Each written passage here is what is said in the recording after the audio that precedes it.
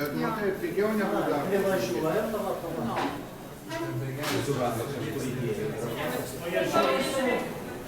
Priežiūra, tai kokia didelė sistema.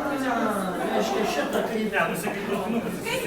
Čia apsistatom kitą. Čia lygiai taip pat kaip šitas perjungia, viskas, kaip traukinys. Kaip Kaune, funikulierius.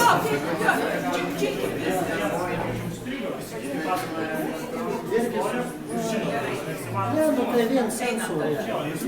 O kaip jis dabar, jis atsidaro. Jis atsidaro, aš galiu įdėti sąsiuvinį ir kur nors išsiųsti, jeigu žinau, kur aš jį siunčiu. Tai dabar nusiųskite vietą. Kaip? Konteineris yra įstoti, ten, kad išrūšiuoti knygas arba konteineris į parkavimo vietą. Jis nuvažiuoja į ten.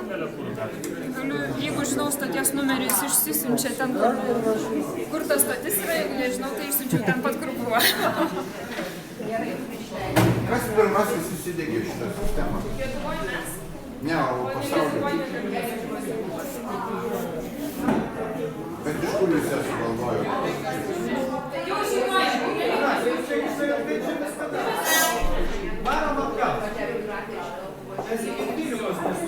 Tai viskas, mes jau baigiam.